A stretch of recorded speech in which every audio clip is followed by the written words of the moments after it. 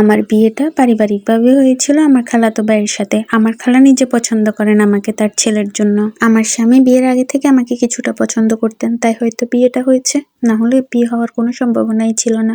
কারণ আমার খালার স্বামী মানে আমার বর্তমান শ্বশুর, তিনি আমাকে পছন্দ করতেন না। আমার খালাতো বোনরা মানে আমার বর্তমান ননদ আমাকে তেমন একটা পছন্দ করতো না। আগে আমার সাথে খুব ভালো সম্পর্ক ছিল, কিন্তু যখনই তাদের ভাইয়ের সাথে আমার বিয়ের কথাবার্তা হতে শুরু হলো তখন থেকে তারা আমাকে ইগনোর করতো।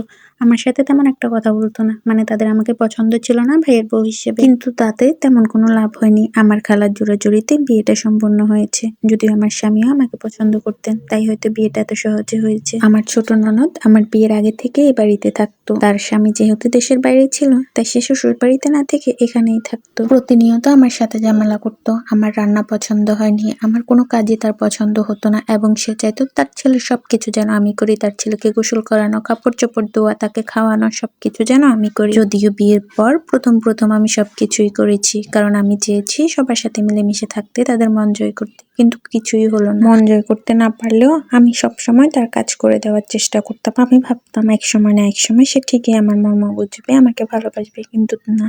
সে তার বোনকে প্রায় সময় ফোন করে আমার নামে বদনাম করতো। আমি বাড়িতে কোনো কাজ করি না, সব কাজ নাকি তার মা নিজে করে, মানে আমার খালা করে। আমার খালা আমার কাজে সাহায্য করেন। আমার ননদের কথা ছিল তার মা কিংবা সে কেউ আমাকে হেল্প করবে না, তারপরও টাইম মতো তাদেরকে আমাকে খেতে দিতে হবে। তার ছেলের খাওয়ার জন্য একটুকুও দেরি না হয়, টাইম মেনটেন করে তার ছেলেকে খেতে দিতে হবে। সব কাজ আমাকে একা হাতে করতে হবে। তার মা কেন আমাকে হেল্প করে? প্রতিনিয়ত আমার নামে বদনাম করে তার মায়ের কাছে, তার বাবার কাছে। আমার শ্বশুর তো প্রথম থেকেই আমাকে পছন্দ করতো না, কিন্তু আস্তে আস্তে আমার শাশুড়িও আমাকে অপছন্দ করতে লাগলেন। আমার স্বামী ছাড়া কেউই আমার পাশে ছিল না। আমার ননদ এটাও বলতো আমার স্বামীকে আমি হাত করে নিয়েছি। কারণ একটাই, যখনই বাড়িতে কোনো ঝামেলা হতো আমার স্বামী বলে উঠতো, ওকে নিয়ে যখন তোমাদের এতই সমস্যা, ওকে নিয়ে আমি আলাদা থাকবো, বাড়ি ছেড়ে চলে যাচ্ছি। এই কথা বললে আমার ননদ বলে, হাত করে নিয়েছে তোর বউ তোকে, এখন তো তার কথাই শুনবি, আমরা তো তোর কেউ না। দেখো দেখো মা, কাকে বিয়ে করে নিয়ে এসেছো? নিজের ছেলের জন্য নিজের বোনের মেয়ে তোমার সংসার ভাঙছে। যাকে ভালোবেসেছে তুমি এই বাড়ির বউ করে এনেছো সংসারটাকে আগলানোর জন্য, সে নিজের হাতেই তোমার সংসারটা ভেঙে দিচ্ছে। মানে বাড়িতে যত রকমের সমস্যা হবে সে আমার কাঁধে দোষ দিতে পারলেই যেন বাঁচে। আমি অনেকভাবে চেষ্টা করেছি তার সাথে মিলেমিশে থাকতে, তার সাথে একটা ভালো সম্পর্ক তৈরি করতে, কিন্তু সে কিছুতেই চায় না।